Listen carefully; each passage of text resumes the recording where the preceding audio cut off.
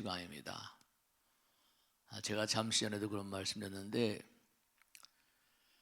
부처님 말씀을 공부하는 이유는 뭐냐면 우리가 이 세상을 살다 보면 여러 가지로 어려움이 너무나 많이 있어요. 그리고 삶을 살아가면서 여러 가지 변수가 내가 생각했던 것들이 그게 잘 이루어지지 않는 수가 너무나 많은 게 툭툭 튀어나오거든요. 일들이 전혀 예측하지 못했던 어째 이런 일이 이런 얘기를 하기도 하는데, 그러니까 항상 견인불발의 의지라고 그러잖아요.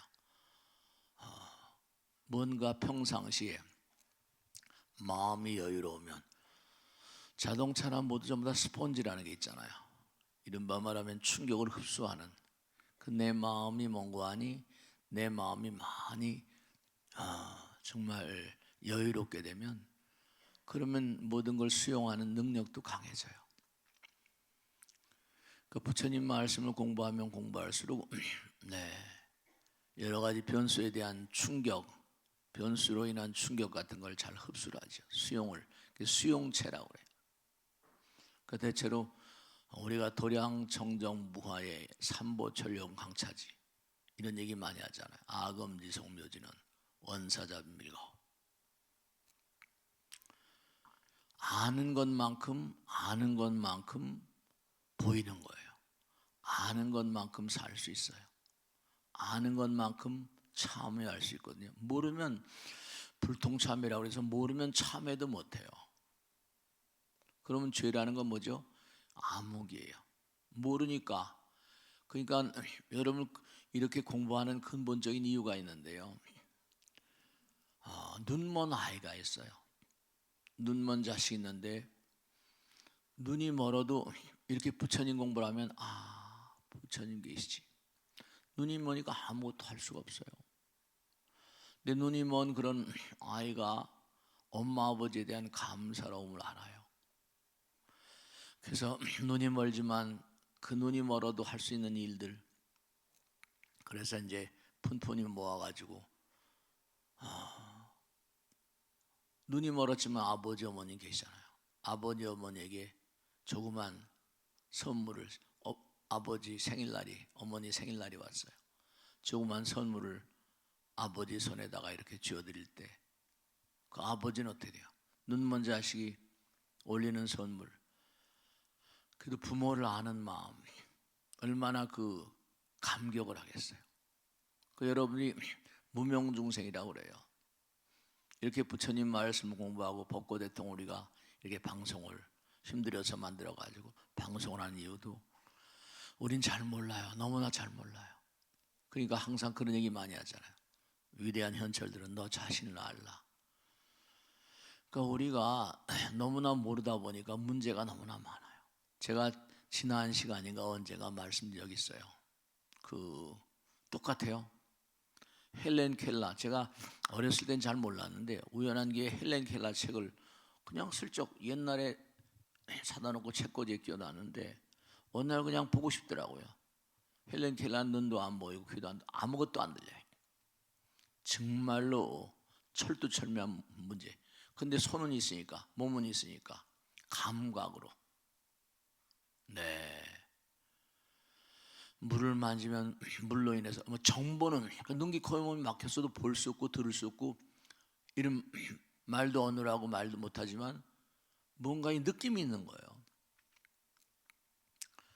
그래서 어느 날 탁 열다 보니까 이래? 그러니까 무명중생인 우리 인간과 꼭 닮았어요. 그래서 제가 그걸 보면서 이걸 한번 다시 읽어봐야겠다. 어렸을 때 읽던 그런 헬렌 켈러하고 지금에서 읽는 헬렌 켈러는 전혀 다르더라고요. 왜냐하면 그땐 뭘 몰랐던 거죠. 그러니까 이게 아는 것만큼 또 이게 다시 읽혀지는 거예요. 근데 재미난 게 제가 지난번 언제 법회 드리고는 말씀드렸는데 이 사람이 자기 눈이 머니까 뛸 수도 없고 그저 앞이 보여 뛰잖아요. 그 다음에 점프도 할 수가 없고 그 리핑, 이른바 도약이라는 말이니까 뛴다. 도약을 하면 어떤 느낌이 들까? 헬렌 켈러가 그런 생각을 한 거야. 근데 이제 헬렌 켈러가 이제 나이가 들어서 마더 그레이엄이란 유명한 그런 마더 그레이엄 들어봤죠? 유명한 그런 무용가예요. 그래서 마더 그레이엄 만나가지고 도약이라는 게 도무지 어떤 느낌을 갖게 하는지 모르겠다 했더니 머스커닝햄이라고 하는 그 제자가 있었는데 한번 띄워보라고. 근데 그 손을 들어가지고 커닝햄의 허리에다 이렇게 손을 대겠어요. 감각은 있다니까. 정보를 캐치하는 거예요. 이 손이라는 게 여러분 굉장히 이게 아무것도 아니. 손은 차가운 것도 느끼죠. 뜨거운 것도 느끼죠. 요리를 만들 때 뭐예요? 옛날에 우리는 그 요리사를 뭐라고 그랬어요? 요리 잘하는 분은 숙수라고 그랬다고. 손에 있는 거예요. 음식 맛은 손맛 그러잖아요. 머스 커닝햄의 몸에다 손을 딱 대라고 그러고 이제 그냥 뛰지 않을때요. 그 다음에 뭔가 하니 느낌 있잖아요. 그러고 나서 이제 그 커닝햄이 뛰었어요. 뛴 다음에 뛰는데 손을 딱 이렇게 댔었잖아요. 그랬더니 막 웃는 거예요. 헬렌 켈러가. 그 깜짝 놀란 거죠. 도약이라는 게 이런 거였군요. 몸의 표면으로부터 손으로 전달되어오는 이 몸이 전부 다 몸도 어마어마한 센서예요. 부처님께서 마하나마라고 부처님 제자예요. 이제 죽고 있습니다. 돌아가시고 계세요. 짧은 인생 정말 별로 공덕도 지지 못하고 지혜도 닦지 못했는데 이렇게 가게 됐습니다.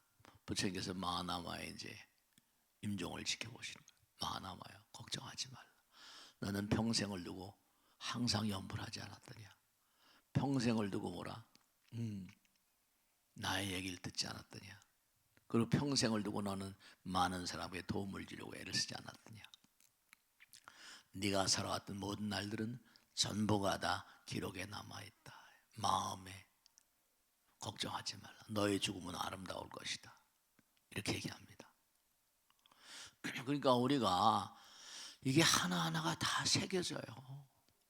여러분들이 정말로 당부드리겠는데 이렇게 법문 듣는 것도, 그러니까 저는 무슨 뭐라고 표현할까? 1년 365일을 계속 이렇게 부처님 말씀을 전달하는, 부처님께서 그랬어요. 나는 길 안내자다. 내가 너희들에게 좋은 길, 선도 좋은 길을 안내주지만 문이불행은 듣고도 가지 않는 것은 너무 안타깝다. 그건 내 잘못이라기보다 너희들 잘못 아니냐. 나는 길 안내자일 뿐. 나는 양이 좋은 의사다. 너희들 몸과 마음의 병을 잘 알거든. 그래서 처방을 해주는데 먹고 안 먹고 내 잘못이냐 너희 잘못이냐 이것이. 그러니까 참 안타까운 게 부처님 말씀을 공부하려는 의지를 옛날엔 이 집세기를 심어가면서 부처님 말씀을 들어 다녔대요. 그러니까 중요한 건 뭐냐면 여러분들이 우리 마음, 이 마음엔요 우리가 그런 얘기 하잖아요. 스마트폰 같은 것도 제가 자주 그런 말씀드려요. 잘못 건드리면 다른 데로 날아가요. 어떻게 하다 보면 손가락으로 잘못 쓰셨어요? 그러면 이게 전혀 순간 이건 내 잘못도 아니고 내 잘못이랄까요? 자기도 그렇게 하려고 하지 않는데 어떻게 쓰셨단 말이에요. 근데 이 전혀 다른 세계로 가버리거든요. 스님 그런 게 내 잘못입니까? 우연? 이 우주에 우연이라는 건 없어요. 여러분 테스라고 해서 제가 언젠가 법회 때 그런 말씀이었는데 텔레프레스 이른바 말하면 멀리 지금 사는 사람인데 병원이 없어요. 병원이 없는데 위급한 상황이란 말이에요. 그래가지고 어떻게 할 수가 없는 거예요. 치료를 해야 되는데 우선 수술 기기가 없는 거예요. 요즘엔 이게 텔레프레전스 이른바 서저리 시스템 원격 수술 장치라는 게 발견돼 가지고요. 참 묘한 게 있어요. 그럼 가까운 병원으로 빨리 가시라고 가까운 병원으로 의사하고 컴퓨터로 연락을 하는 거예요. 우선 그런 기계가 있대요. 그러면 수술할 수가 있는 상황이 아니니까 이 바늘을 찔러 넣는 거예요. 그리고 멀리서 컴퓨터로 이제 작동을 하는 거예요. 예를 들어 서울에 있고 저 오지 마을에 있다 칩시다. 그러면 테스트라는 게 뭐냐면 텔레프레전스, 멀리 있는 사람에게 수술한 원격 수술 장치. 그래가지고 몇천 킬로, 몇십 킬로 떨어져 있는 곳에 있는 환자를 가지고 여기서 조작을 하는 거예요. 네, 수술 잘 끝났으면 이러거든. 생명을 살리는 거죠. 근데 이 의사가 어느 잡지에 기고를 한 걸 보니까 멀리 있는 곳에서 꼭 기계가 내 몸처럼 움직여졌다. 하나 같았다. 환자와 기계가 나가. 지금 이 기계가 문제가 아니라 우리가 지금 방송 같은 것도 여기서 방송을 하게 되면 어때요? 전 세계로 가거든요. 이게. 우리 마음도 이게 말이죠. 이러면 어때요? 내가 누구에게 선물을 받을 때 기분이 좋잖아요. 누구한테 욕을 먹을 때 기분이 좋아 안 좋아요? 이 마음도 층이 많아요.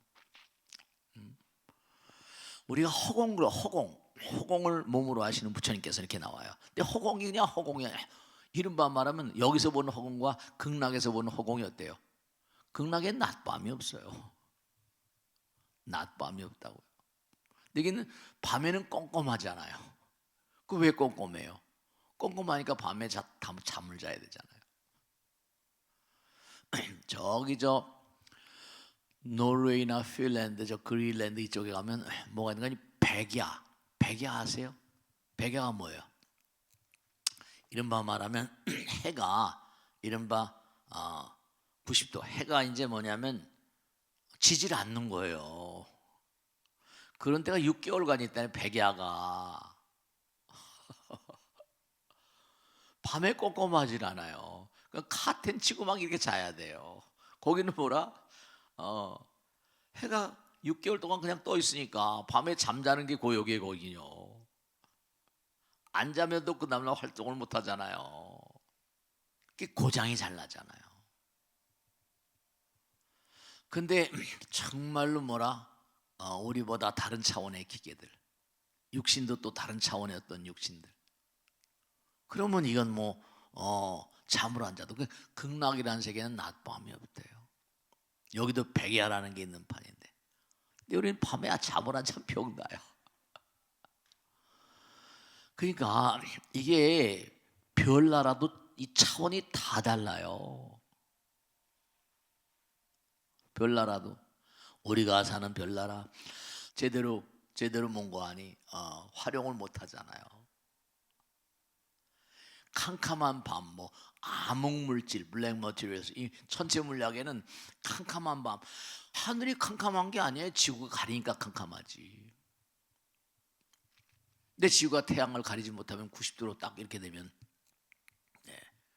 그러면 뭐냐면 이게 참 기가 막힌 게 다른 것보다 뭔가 우리가 부처님 말씀을 자꾸만 공부하게 되면 더욱더 그런 얘기 하잖아. 한 번 보고 뭐라, 두 번 보고 자꾸만 보고 싶네. 부처님 말씀을 자꾸만 연마하고 하면요, 자기를 개량해 나가잖아요. 개선광정하고. 왜냐하면 제가 자주 드리는 말씀이잖아요. 수다원, 사다함, 아나함, 아라한 이러잖아요.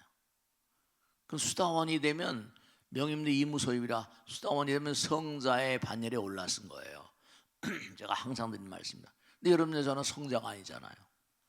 그럼 수다원이 돼야 그나마라도 지구에 7번 정도 태어나면 지구를 떠날 수 있는, 지구의 굿바이를 떠날 수 있는 그런 계기가 마련되는데, 그게 아니니까 여러분이나 저나 다음 생에 다시 지구에 태어난다거나 아니면 더 하등한 별로 가거나 아니면 지옥에 갈 거라, 고차원적인 세계로 가기가 힘들어요.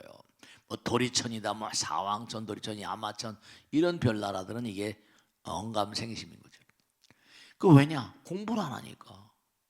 아는 것만큼 보이는 거예요.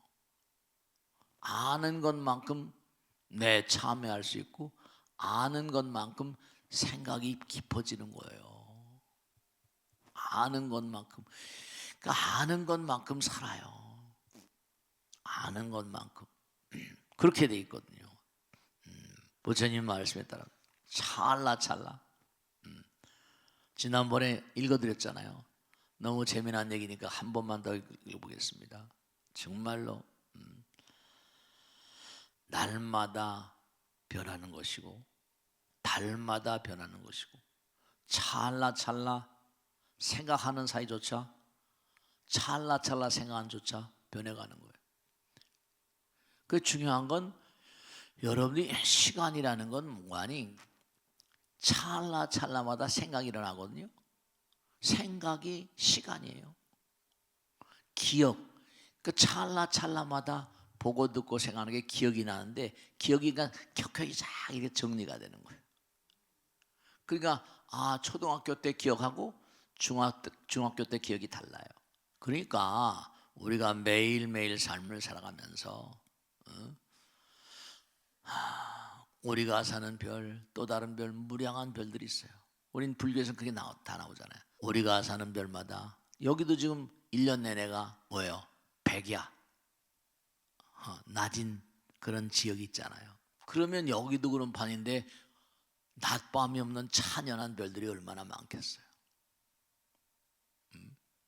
그럼 그런 별나라에 가게 되면 하루 24시간이면 여기하고는 다른 차원의 존재들이니까 거기는 뭐라? 정말로 일들을 많이 할 거예요. 우리하고는 차원이 다른 별들. 그러니까 우리는 이게 거의 일생을 사는 동 만동 사는 거예요. 밤에 8시간, 7, 8시간 자죠. 낮에도 그냥 돈 벌려고 일을 하죠. 응? 그 다음에 또 어려서부터 대학교 나오고 졸업장 받고 취직할 때까지도 공부한다고 난리치죠. 그러니까 이게 그 취직해가지고 또 열심히 돈 벌고 하다 보면 금방 정년퇴직이라고 와버리면 어떻게 돼요? 그러니까 그동안에 부처님 말씀을 얼마나 공부하시고 얼마나 실천하시냔 말이에요. 얼마나 공덕을 많이 셨어요. 그러니까 우리가 인생을 살면 그런 거 많이 공부하잖아요. 고통스러운 것만큼, 아픈 것만큼 성숙한다고 하는 것처럼 고통이라는 것을 투자하지 않고선 뭐죠? 절대로 먼 거 아니에요. 의미 있는 내일이 오질 않아요. 그러니까 고통이라는 걸 불교에서 뭐라고 하는 거예요? 고통이라거나 시련 같은 거. 그 제가 일요일 날 법회도 그런 말씀드렸는데 우리가 사는 세계는요 참으로 미묘해서 전부가 다 껍데기로 씌워져 있어요. 먹는 것도 전부 다 깨야 먹어요. 호두라거나 잣이라거나 땅콩이라거나 어때요? 전부 다 깨야 먹어요. 그러니까 우리도 뭐냐면 이 껍데기라는 게 뭐냐? 껍데기가 이 육신인 거예요. 네, 이 껍데기가 깨져야 돼. 그 껍데기 뭐라? 눈, 귀, 곰으로 대상을 보는 거예요. 대상을 보는 거예요. 근데 이것만이 단 줄 알잖아요. 이건 내 썩어버리거든요. 그 내면색이 우리의 본질이었는데 우리의 본질을 깨닫기 위해서 우리는 수행을 해. 이렇게 공부를 해요. 아까 그런 말씀했잖아요. 장님이나 아이가 노력을 해서 돈을 벌어가지고 아버지에게 선물을 사왔어. 생일날. 그 아버지가 그 선물 받으면 어때요? 눈물이 뭐라? 안 흐를 수가 없죠. 그러니까 우리가 수행한다는 게 이게 너무 중요한 게 왜냐? 껍데기가 있으니까 낮밤을 가리거든요. 우리 눈이라는 건 이거 이게 우리 눈이라는 게 이게 너무나 안타까운 게 다른 게 안타까운 게 아니라 눈이라는 게 육안이잖아요. 그러니까 중요한 게 뭐냐 하면 중요한 게 여러분이 자꾸만 이렇게 벚꽃대통이라거나 이렇게 자꾸만 공부를 하셔야 돼요. 공부를 하지 않고선 진보가 없어요. 그러니까 제가 항상 드리는 말씀이잖아요. 수행이라는 것은 중요한 거예요. 수행이라는 것은 자기 자신에게 할 수 있는 최고의 행위인 거예요. 수행을 하지 않으면 어떻게 된다? 수행을 하니까 자꾸만 자기의 내 속내가 안에 계신 부처님께서 나를 도와줄 수가 있죠. 쉽사리 아상을 깨뜨리거든요. 그럼 부처님은 지혜와 복도 구족하신 부처님이니까 깨뜨려야 돼. 그러니까 그걸 왜 이렇게 힘들고 고통스럽지? 수행을 108배, 1000배, 3000배 이렇게 어렵지만 이렇게 법당에 나와서 공부하시고 이런 마음들이 이게 아주 중요한 거거든요. 이렇게 노력을 하는 사람들은 스스로 자꾸만 알고 깨닫기 때문에 그릇된 말과 생각과 행동을 하지 않는 거예요. 나쁜 씨를 뿌리면 나쁜 게 열리거든요. 좋은 씨를 뿌려야지 좋은 열매가 열리잖아요. 그렇잖아요, 그죠? 저도 뭐 잘 모르지만 자꾸만 부처님 말씀 공부해서 이제 안 대로 체험한 대로 말씀드린 거죠. 이거 그러니까 이렇게 공부를 한다는 건 자기 자신의 정말로 위대한 투자가 되는 거예요. 그렇지 않으면 어떻게 되냐? 부처님 나라 너무나 미묘해가지고 모르면 잘못을 저지르게 되거든요. 법을 열심히 공부하게 되면 어떻게 돼요? 자기 징계 기능이 강화돼요. 이러면 안 되지. 이러면 내가 되겠어? 양심이 발동한다든지. 그러면 잘못을 저지를 가능성이 감소가 되죠. 그래서 자꾸만 부처님 법을 좀 공부해야 된다 막 이러는데도 잘 안 하시잖아요. 그러니까 안타까워서 막 야단 아닌 야단을 치는 거예요. 남을 위해서 부처님 가르침의 핵심 뭐냐면 우리는 원래 하나에서 영원에서 나온 거잖아요. 하나에서 나온 것. 다른 것들은 이른바 말하면 상대성이에요. 상대성. 네. 상대성에서의 시간과 공간인데 하나가 되려는 노력. 하나 중요한 거예요. 하나가 되려는 노력. 하나가 되려는 뭐라? 공부. 중요한 건 이렇게 말로 해서 드는 건 지식이라고 하지만 그걸 마음으로 체험을 하게 되면요. 아까 말씀했잖아요. 헬렌 켈러 얘기. 리핑, 도약을 한다는 게 무슨 뜻입니까? 도약. 그러니까 이제 마더 그레이먼 유명한 무용가가 자기 제자한테 한번 띄워보라고 그런 거죠. 손을 딱 대고. 왜냐? 감각은 있고 정보를 캐치할 능력이 있다니까.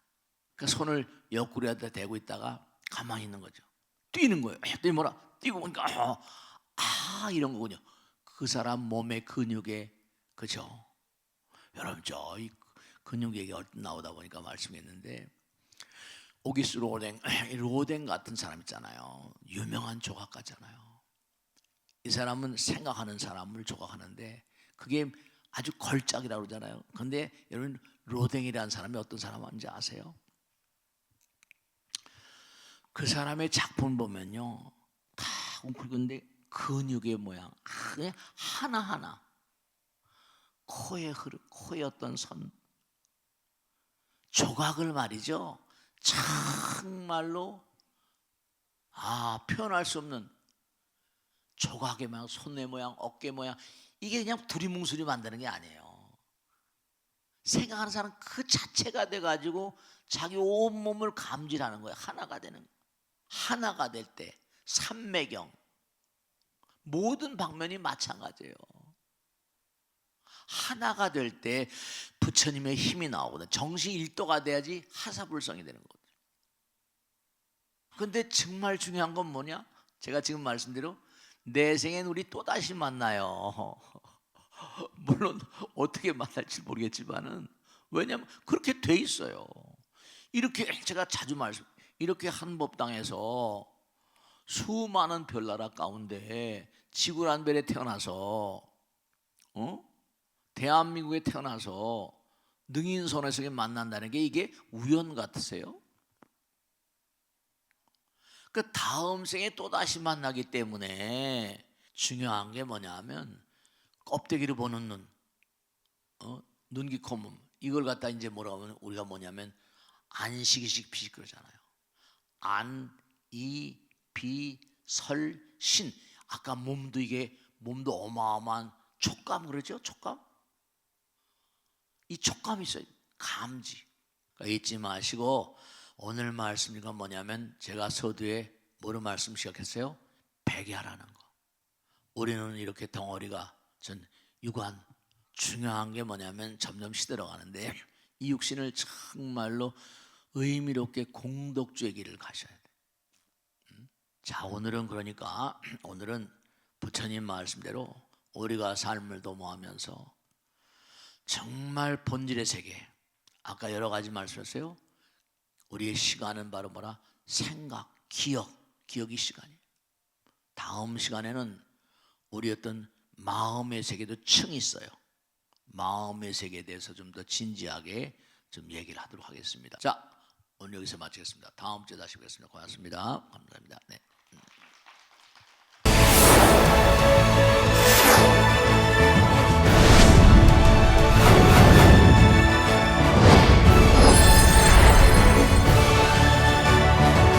안녕하십니까? 네, 소통 대통 법고 대통의 지광입니다. 우리가 세상을 살면서 항상 부처님 말씀대로 자리리타. 남도 이롭고 나도 이롭고 자타일 성불도, 나와 남이란 말을 항상 하나로 쓰시거든요. 우리가 부부 일심동체 이러는 것처럼 말씀이죠. 그러니까 여러분이 매일매일의 삶을 살면서 이 공덕이란 개념은 뭐냐면, 공덕은 지혜와 복덕 구족하신 부처님, 복덕. 이것은 뭐냐면 하나가 되는 그런 자리에서 열리는 세계가 공덕이에요. 그렇기 때문에 매일매일 삶을 도모하면서 우선 가정에서 부부가 하나인 마음, 직장에서 직원들과 하나인 마음, 그런 마음으로 살아가는 분들이 임하시는 가정이나 직장들은 그만큼 성공적으로 일들이 펼쳐지게 돼 있어요. 저는 많은 분들을 모시고 살면서 느끼는 게 하나 있는데, 잘 되는 사람, 흥하는 사람과 망하는 사람이 어떤 심정적인 특징이 있다, 그런 생각을 많이 느끼는데요. 그런 생각을 많이 하는데요. 이건 뭐냐면 우리 몸도 마찬가지예요. 우리 몸도 간, 신, 비, 배신, 오장육부라고 그러잖아요. 마음과 몸이 색즉시공이니까요. 하나인 마음이 될 때 그 사람이 건강합니다. 우리가 세상을 살면서 어떻게 하면 내가 주변 사람들과 하나인 마음은 나가면 사랑이요 자비 그렇잖아요. 그런 사람들만이 잘 될 수 있어요. 그렇지 않으면 그것이 뭐냐면 문제가 생길 수 있죠. 그러니까 매일매일 언제 어느 곳에 생활하시든 간에 항상 상대방을 위해서 마음을 써주는 사람들, 그런 사람들, 부처님 말씀대로 이 우주는 하늘이 허용한, 부처님 법신의 세계에서 허용한 것만이 이 땅에 현상화될 수 있습니다.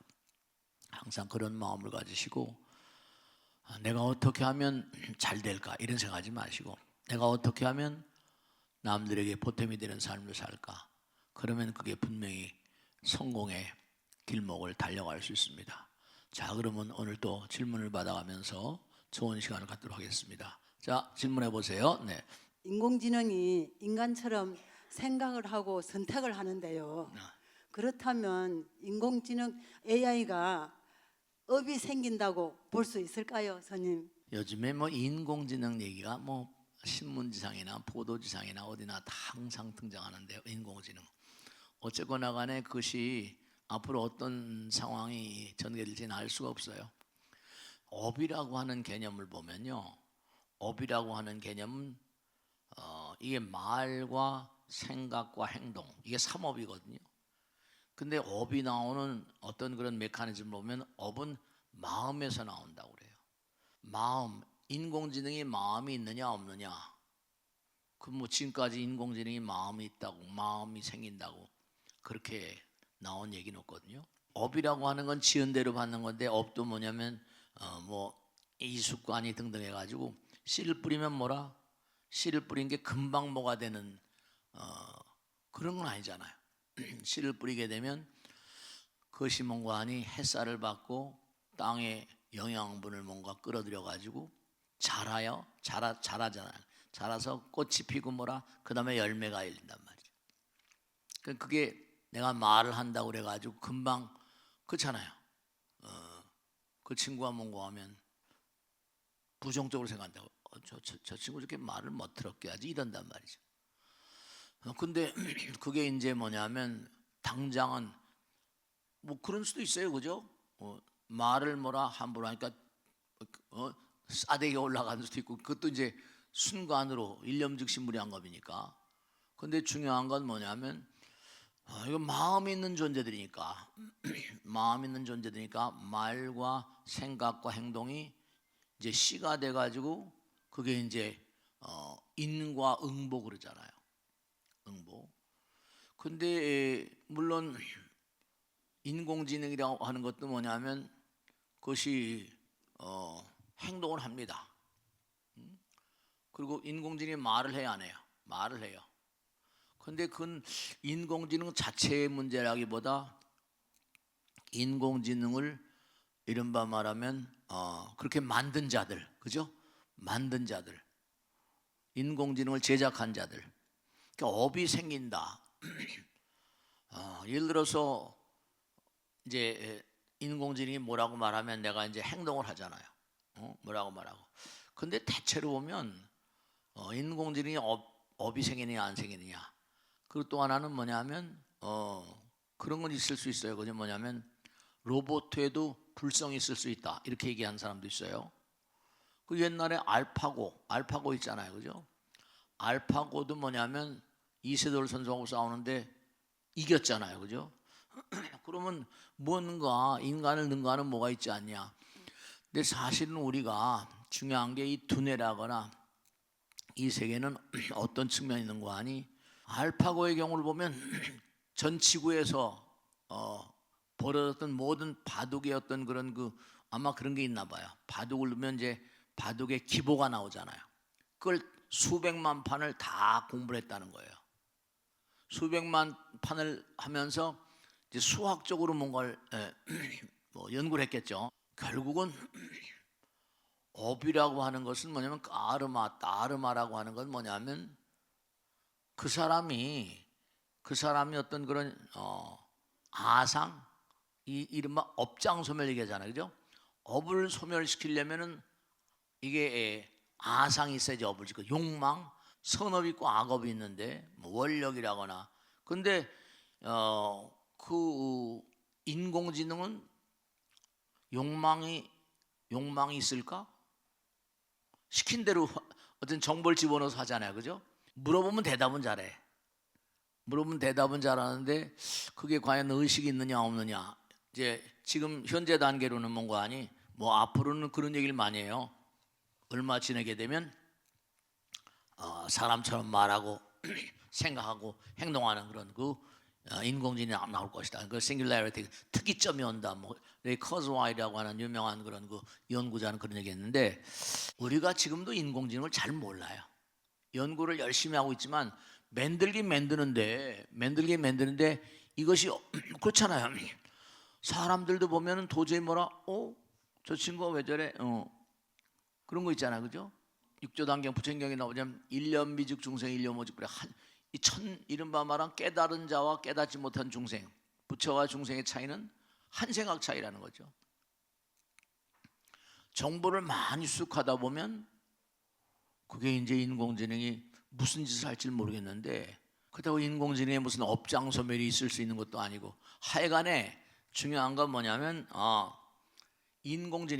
AI 인공지능에 그게 이제 뭐냐면 인공지능 자체가 뭐 업을 짓고 안 짓고 하는 것보다 그걸 만드는 자들이 이제 인공지능을 어떻게 활용해 나갈 것인가 그런 문제도 있고 하여간에 인공지능에 대해서는 앞으로 뭔가 하니 이게 귀추가 어떻게 나갈지 몰라요. 선인선과 악인악과 하는 것처럼 그런 거 있잖아요, 그죠? 우리에게 어떤 좋은 영향력을 행사하는 것만큼 또 그것이 한 생각 빙긋해 버리면 대단히 문제를 일으킬 소지가 너무나 많다. 그런 것도 생각할 수 있고 하여간에 이 업이 생긴다 안 생긴다 하는 거는 인공지능에 대한 건 단언을 잘 못하겠어요. 단언을 잘 못하겠어요. 지금 현재 상태로는 업이 생긴다라고 볼 수는 없어요. 근데 이게 이제 어떻게 나갈지 잘 모르겠어요. 우리 인간도 예측 불가하잖아요. 기계들도 뭐라 예측 불가한 게 있을 수가 있단 말이죠. 이제 두고 봐야 할 것 같아요. 자, 다음 줄 맞겠습니다. 네. 제가 과거 어느 암자에서 타 종교인이 소란을 피우는 것을 그 절에 계신 스님께서는 침묵으로 대응을 하시는 걸 제가 목격한 적이 있거든요. 부처님께서도 침묵으로도 가르침을 전하셨지만 저희 속세에서는 그 침묵이 가끔 비겁한 행동으로 비춰질 때가 있거든요. 그렇다면 자비로운 침묵과 비겁한 침묵에는 어떤 차이가 있을까요? 우리가 세상을 살다 보면은 부처님 경에도 마찬가지예요. 사슴이 막 도망을 갔어요. 근데 사냥꾼이 막 뒤에 쫓아오던 거예요. 그래서 사냥 어디로 갔냐? 그랬더니 잘 모르겠다. 말을 안 하는 거예요. 그건 침묵이죠, 네. 사람을 살리는 침묵이니까. 침묵도 마찬가지고 모든 게 다 일장일단이 있는 것처럼. 근데 조금 전에 청문회처럼 뭐라 자기가 잘못한 걸 뭐라 회피하려고 말을 안 할 수도 있는 거예요. 그죠? 그러니까 이 침묵은 금이다. 예를 들어서 우리가 수행할 때 입을 꾹 다물고 있으면 어떻게 돼요? 괜히 잡다한데 이렇게 자꾸만 얽히게 되면 머리가 복잡하고 혼돈이 되잖아요. 근데 고요히 몽고하니 자기 자신에게 침잠해 있으면 어떻게 되는 거 아니? 마음의 소리가 들리거든요. 그러니까 옛날 어르신들은 silence is golden, 침묵은 금이다 그러잖아요. 그러니까 침묵을 유용하게 그렇게 사용하는 사람도 있고 무용하게 그렇게 사용하는 사람도 있거든요. 그러니까 우리가 세상을 살면서 아까 말씀드린 대로 침묵이 뭔가 하니 자비로운 침묵도 있을 수 있고 또 비겁한 침묵도 있을 수가 있어요. 그러니까 모든 게 다 마찬가지. 아가 다르고 뭐라? 어가 다른 거예요. 내가 지금 뭔가 하니 빈 그릇이 웃고 있는데, 네, 그렇죠. 부처님과 가섭존자와의 대화 같은 염화 미소 같은 거 있잖아요. 빈 그릇이 웃고 있는데 아는 사람 알고 모르는 사람은 왜 저렇게 빈 그릇이 웃고 계시지? 그럴 수도 있어요. 그러니까 근데 또 그런 거 있죠. 내가 지금 웃고 있는데 어떤 사람은 지금 기분 나쁘단 말이에요. 또 다른 사람들은 기분이 좋다고. 그러니까 너 자식 뭐 이렇게 나한테 웃는 것도 뭐라 비웃음으로 보이잖아요. 그죠? 내가 웃는 게 뭐라 너 뭐 이렇게 기분 좋으냐 이렇게 볼 수도 있고 말씀이에요. 그러니까 세상을 살면서 이른바 웃음도 언어예요. 그리고 침묵도 뭐라 언어라니까요.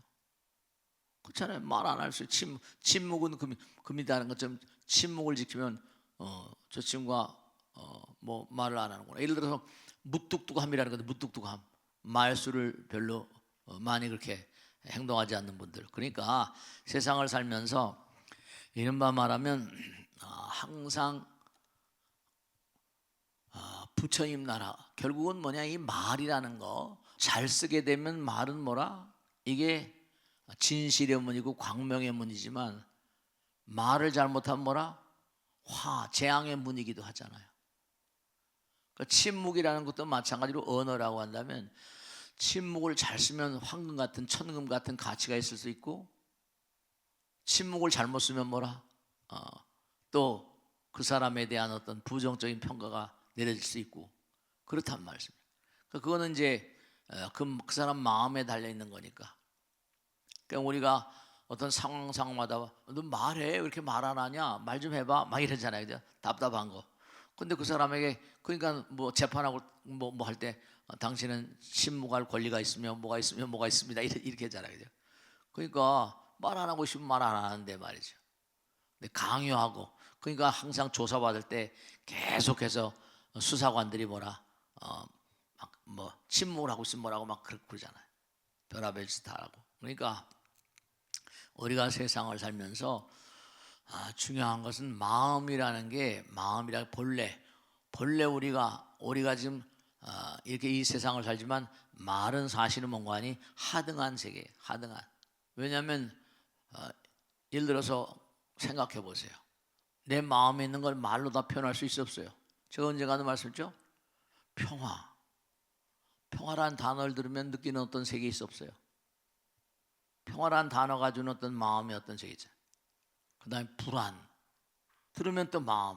그러니까 추상적인 세계를 언어의 세계로 끌어들인 것이 이게 이제 말이라고 한다면 그 이전의 세계가 있거든요. 그 이전의 세계. 추상성의 세계를 갖다가 현실 세계에서 뭔가 이렇게 이해 가능한 세계로 끌어들이려고 하다 보니까 단어를 쓰게 되는 건데 부처님 나라는 그러니까 언어도남 이른바 빙긋이 웃는 세계, 웃음도 필요 없고 마음과 마음으로 소통하는 세계, 침묵 속에서 열리는 어떤 세계, 무한한 하늘은 나를 두렵게 무한한 창공은 나를 두렵게 한다 그러던가.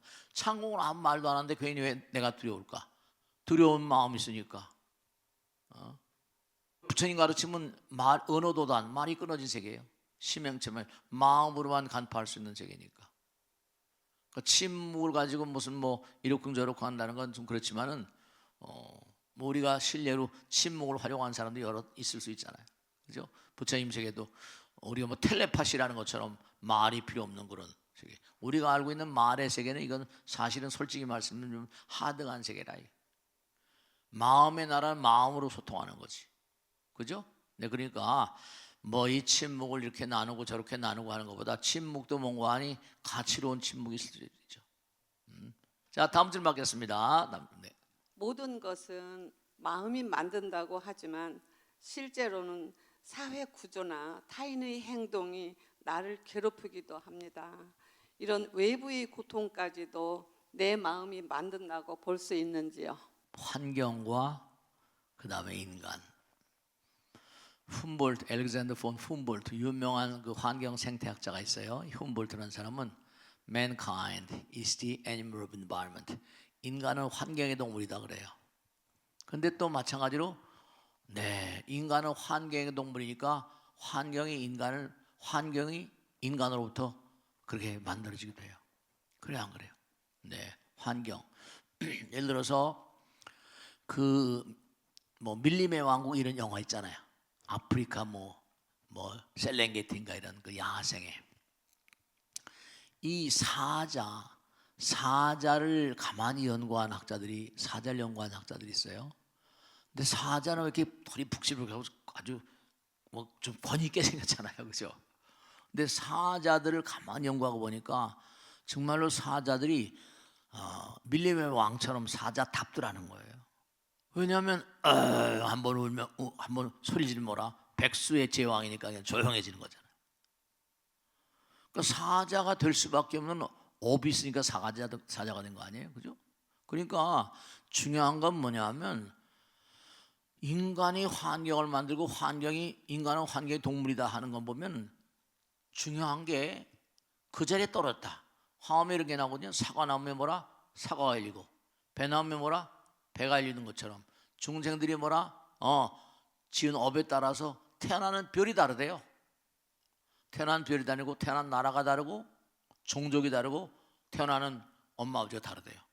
그럼 거기서 태어나는 거예요, 그죠? 지가 지은 업 따라서 거기 굴러 들어가는 거죠. 부처님께서 그랬잖아요.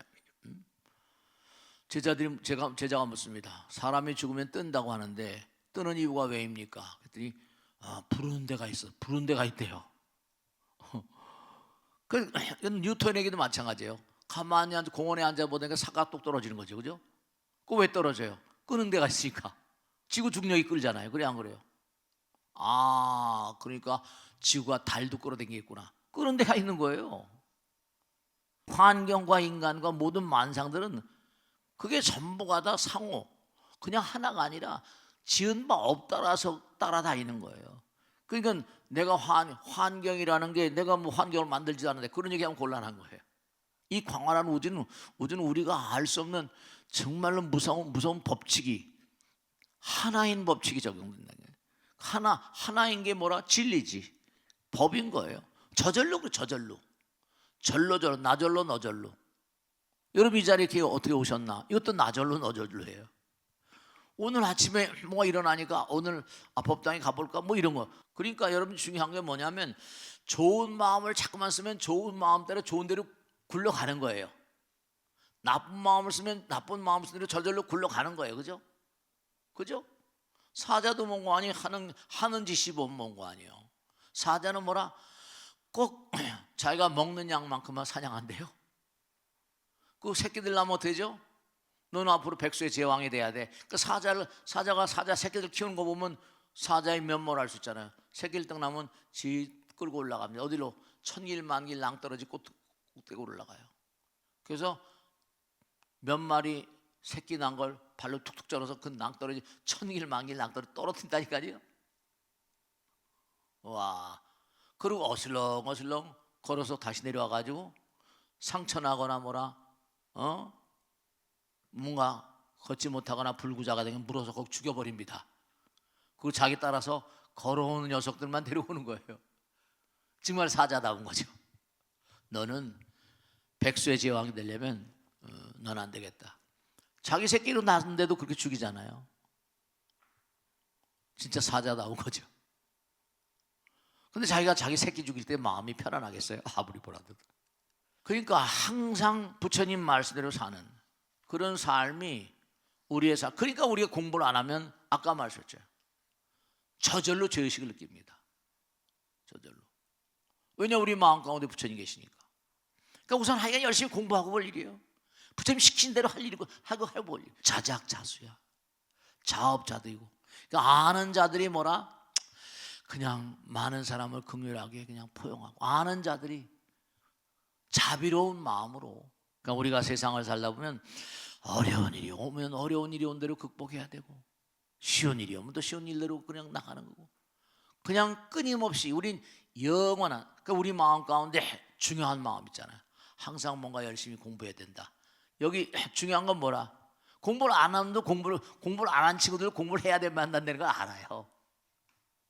우리 마음 가운데 배움의 영원 정말 영원한 어떤 배움의 어떤 그런 그 영속성 배움 공부해야 된다 이걸 알아요.